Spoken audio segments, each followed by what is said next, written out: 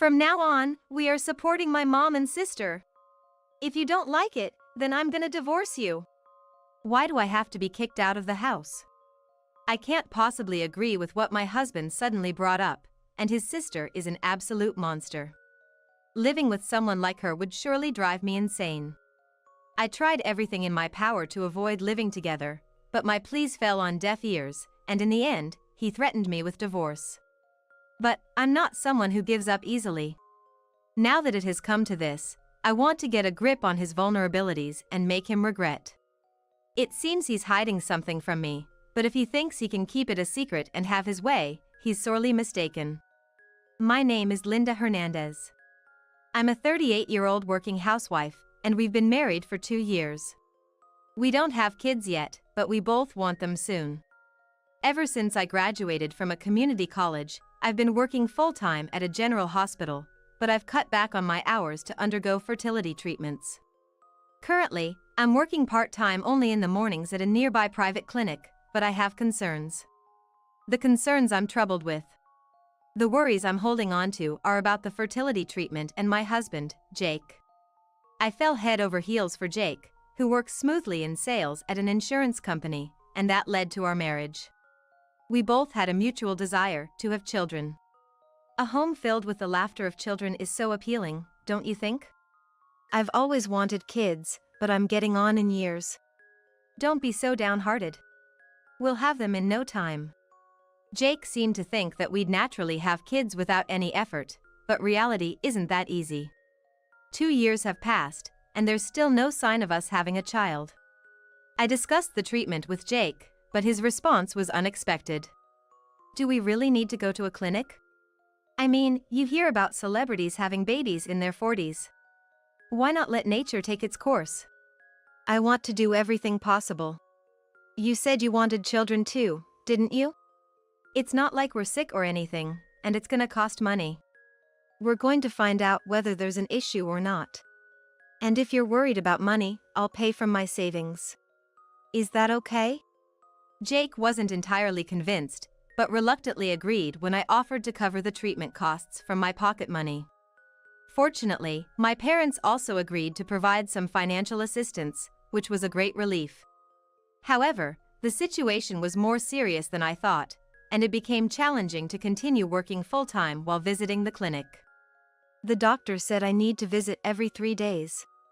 With work and all, it's gonna be tough. Well, you've come this far, and your parents are helping with the costs, right? So, it should be fine. Jake's response, which basically meant he was okay as long as it didn't affect his wallet, left a bad taste in my mouth. Still, I reassured myself, thinking that everything will turn around once we have a child. On a weekday when I had the day off from my part-time job, and Jake had gone to work, I enjoyed some rare alone time. Then, a call came in from an unfamiliar number. Picking up the phone, it was Jake's sister, Jennifer. Nevertheless, I wonder why the phone number has changed. It's a bit concerning. Did you change your number? I was surprised when an unknown number called. There were some reasons. Anyway, can I come over now? Is Jake at work? Jake isn't here on weekdays, but I'm off work. What time do you think you'll arrive? However, Jennifer started speaking without regard to my question. I have so much to talk to you about, Linda. Let's have a good girls' chat. I just wanted to know what time she'd be arriving, but she didn't answer that. Eventually, Jennifer arrived at my place right after I had taken a few bites of my lunch. So, muttering, I should have known. I hurriedly put the rest of my lunch back in the fridge. Welcome. If you'd told me when you were coming, I would have prepared lunch for you. I haven't had lunch yet. I'm starving. Oh, would you like me to make something? Jennifer quickly glanced at the kitchen shelf and waved her hand. On the shelf was a gift pound cake from a department store. It was a limited item, and I was looking forward to eating it as a treat on a special day. Nah, if I eat too much, I'll gain weight. But, I'm curious about this cake. Let's just have this for lunch. Where's the knife? Looking around the room for a knife to cut the pound cake, there was something slightly unsettling about Jennifer's behavior. I'll cut it. My place is a bit messy, and it's embarrassing if you look around too much. It's no big deal. It doesn't bother me. I'll cut a slice for you too, Linda. Saying that, she picked up the knife and began slicing the pound cake. I didn't have the energy to say anything. The thick, nearly 4-inch pound cake slice that Jennifer placed in front of me was so thin I could see through it. She immediately started talking again. Listen, recently my boyfriend's been a bit distant. Even though I tell him I want to see him, he's always making excuses, like work or his daughter. Really? Wait, he has a daughter? But I'm a girl too. It's lonely. He could pay a bit more attention to me. Engaging deeply in such conversations usually leads to even longer ones, which can be troublesome. In times like these, it's best to just keep nodding and smiling. This was one of the interpersonal skills I learned from my medical office job, but there was one thing Jennifer said that I couldn't ignore. He told me if we had a child together, he'd leave his current wife. Oh, is that so? The other day I felt something was off, so I went to the doctor, and turns out, I'm pregnant. I'm so happy. I wonder when's the best time to tell him. I nearly dropped my mug of tea. Pregnant? Wait a minute. He's married, has a kid, and you're pregnant? What's going on? He says he doesn't find his wife's daughter cute. That's why he wants to live with me and have a cute child that looks like me. You're kidding, right? Jennifer continued, puffing out her cheeks. He probably wants some time to convince his wife, right? Well, they say a kind woman needs peace of mind. I was rendered speechless for a moment by Jennifer's recklessness and the cruelty of her actions that could break a family apart. Go home. What? Why? It's getting dark outside, and I need my boyfriend to come pick me up. Oh, and I was curious about the tea from that department store in the cupboard. Please leave. I need a moment alone. To think that Jennifer would suddenly come over like a storm and then unload the bombshell of an affair and pregnancy, it's just too much. I've been going to the hospital wanting a child, taking medications I don't even want to, and yet, why is Jennifer, my sister-in-law who's having an affair, the one expecting? To begin with, I can't believe that someone in my family could easily engage in such a horrible act like an affair. My mind is a mess, to the point where I can't even explain it to myself. About a week after Jennifer's explosive visit, Jake came home unusually early from work. Oh, home on time today? You usually come back on the last train. That's rare. Jake, however, threw his bag onto the floor and came up to me, agitated. I heard from Jennifer. She said you said something terrible. I mean, she did come over the other day, but did I say something that bad? I began, but then realized she must be talking about the affair and pregnancy. But it was too late. 2 nights ago, Jennifer called me crying. As her brother, I can't just ignore her when she's upset. But, isn't it unreasonable to ask someone to keep silent after they've done something so wrong? What are you saying? My sister's gone off the rails? Come on, spill it. Both the affair and the pregnancy are such sensitive topics. Even if he's my husband, it's not easy to speak about, and Jennifer should explain herself. It wasn't my place to poke my nose in. Taking advantage of my silence, Jake continued to blame me. Let me guess, you're gonna say it's your hormones making you irritable. You always get emotional so easily. I wanted to retort that he was the one being emotional, but once it got to this point, Jake wasn't going to listen. My dear sister is being bullied. He's just fired up, thinking he's playing the hero, trying to protect her. Poor Jennifer. You better apologize to her. I didn't understand why I needed to apologize. But to prevent further complications, I decided to. I tried to apologize later on, but the conversation went nowhere that day. However, the next day, as if nothing had happened, Jennifer began calling and texting me. And she did it more often than before, which was quite a hassle. Sometimes, I couldn't reply during work, but if I left her messages unanswered, she'd complain to Jake. So, I would send a brief reply to keep the peace, but I wish she'd spare me from her gushing about her affair, day and night. I had talked to Jake about Jennifer a few times, but it was all in vain. Right now, Linda's pretty much a stay-at-home wife, so she could at least listen to Jennifer's stories. What, are you jealous because Jennifer got pregnant first? It's not like that. I'm busy too. If she expects an immediate response in the middle of the night, I end up losing sleep, sleep deprivation. But Jennifer was so happy, saying, I never thought Linda would be this easy to talk to. I really want her to listen. So, you should go along with it. Talking to Jake didn't resolve anything. Even as I'm lost in thought, the constant notifications from Jennifer never stop. What to do? But little did I know how naive I was to complain over calls and emails. I'd realized that later. About 2 months after discussing Jennifer's situation with Jake. The seasons were changing, and I thought about getting out some fall clothes. Just as I was about to get up, the doorbell rang. Did I order a package? Muttering to myself, I approached the front door only to be met with an unexpected sight. Massive cardboard boxes, like someone was moving, were being carried into the house one after another. The recipient's name was Jake, maybe it's work-related stuff? And Jake, the very person the packages were addressed to, neither contacted nor came home. I wish he'd communicate these things. After 3 days of no communication, he returned in the middle of the night, making a ruckus. Hey, I'm home! No welcome? I was about to go to bed. It's 1 a.m. Can't you be a bit quieter? What's the big deal? Are you that upset I came back? Maybe he was drunk, but he seemed very confrontational. He walked towards me, but tripped over one of the boxes and fell dramatically. Hey, clean this mess up. These are all addressed to you. I can't just go opening them. Back talking? And by the way, you should be the one taking care of these. I was puzzled by Jake's statement. What do you mean I should? Just what I said. These boxes contain Jennifer and Mom's stuff. Mostly Jennifer's, I bet. Hold on, why would Jennifer and your mom's stuff be delivered here? With a smug look on his face, Jake began to explain. It's for my sweet sister, of course. She's been renting, but her lease is almost up.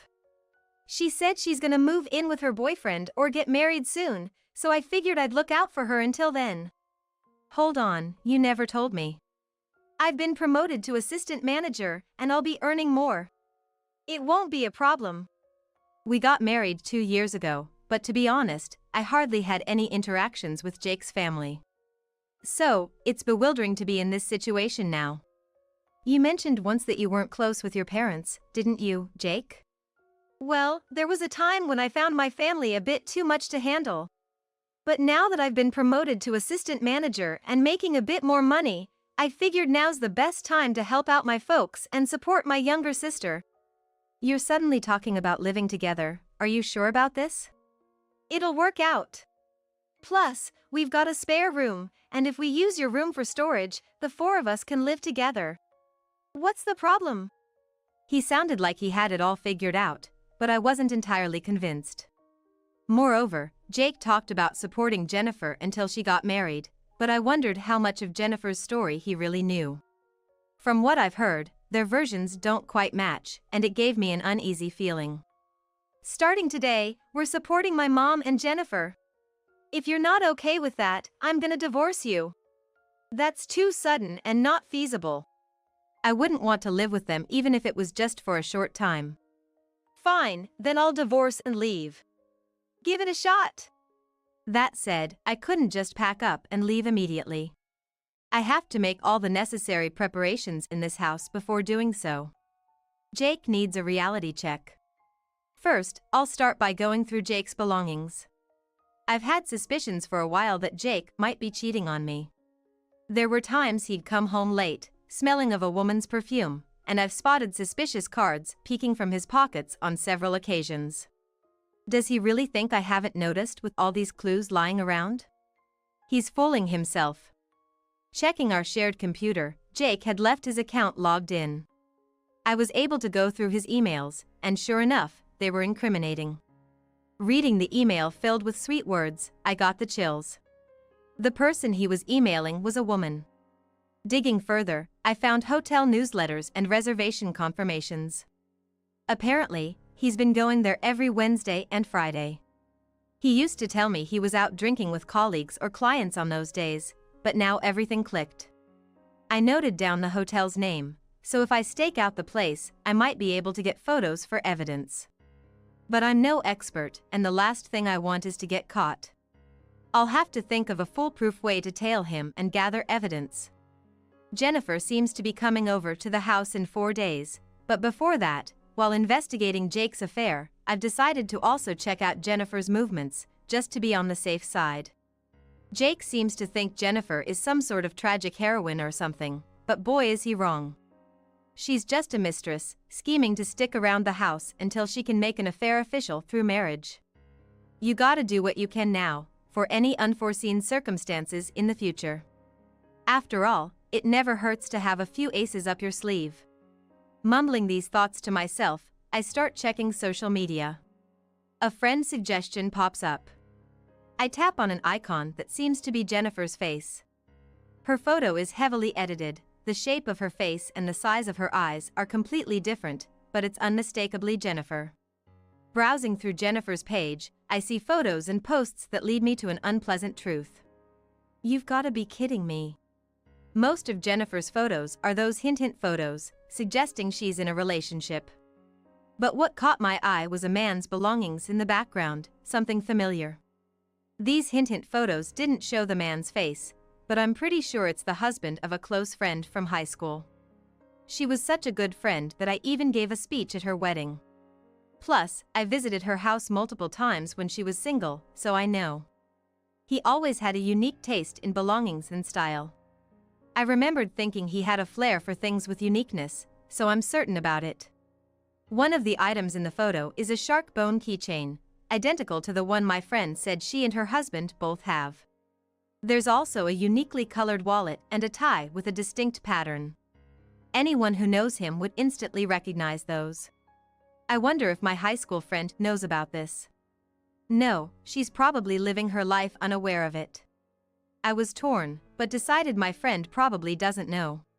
Whether to confront him about the affair or not, I'd leave up to her, but I decided to let her know about the social media account. And there's one more person I need to get in touch with. It's been a while, mother-in-law. You're coming over the day after tomorrow to live with us, right? I heard from Jake, but before that, there's something I'd like to discuss. Oh, what a coincidence! I'm gonna be staying with you from the day after tomorrow, and I had something I wanted to talk to you about too. Given that the mother-in-law also wants to talk, this seems like a good time. I might as well lay it all out now. I'm gonna be blunt. I'm thinking of divorcing Jake, and the reason is that he's been cheating. I'm still at the house now, but once I pack up, I plan to leave. I had a hunch something was up. Jake suddenly started talking about being a good son, and I knew something was off. So, where's the proof? It makes sense for her to ask for proof. If her own son was cheating and that led to a potential divorce, of course she'd want to see evidence. Here it is. We share a computer, and I found these emails and photos. I think they make it clear. Is this all you've got? The way she flips through the printed out emails hurts. Her gaze feels heavy. This is all for now. I really wanted more conclusive evidence before confronting Jake, but I don't have anything else yet. Well, considering it's him, I'd expect him to try and make excuses or lie. Here, take this and hire a detective or whoever you need. She slowly took something out of her purse, a bank book and a debit card. But this money. It's part of my late husband's inheritance.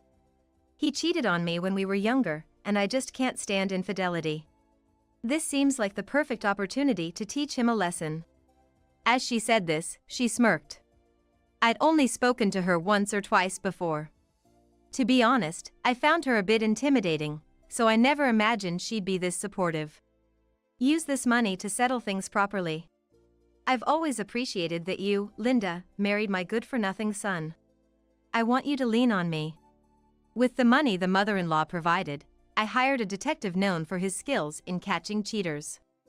I got indisputable evidence. Now, I just need to find the right moment to confront Jake. It's been 2 weeks since my mother-in-law and Jennifer started living together. I was almost ready to leave the house. On a day off from work, for both Jake and me, a letter addressed to Jennifer got forwarded to our house, and it turned out to be a ticking time bomb. What? The boyfriend wants to break up? You were just talking about getting married or something, weren't you? What the heck did you do? It's from his wife. She is saying they are not going to divorce and he will dump me instead. Suddenly, Jake grabbed the papers Jennifer was holding. What's this? The sender's name is a woman. This can't be real. It's gotta be some kind of prank. For some reason, Jake seemed to think Jennifer wasn't entirely at fault. On the other hand, my mother-in-law looked as though she had no idea what was going on. Jennifer often talked about her beloved boyfriend. That guy? He's my best friend's husband. She got pregnant, and he said he'd divorce his wife and marry Jennifer? Did you really think he would do that? Wait, so that was a lie? Come on, you tried to break up someone's family. Jennifer, on the verge of tears, defended herself. He always said he and his wife were at odds and could get divorced any day. He told me he wanted to raise a child together if we had one and that he wanted a child with me. They were already on the rocks. So, it ain't cheating or having an affair. Jennifer's always been an easy target for jealousy and grudges. Feeling the urgency, I confronted Jake. So, are you saying infidelity and affairs aren't a big deal?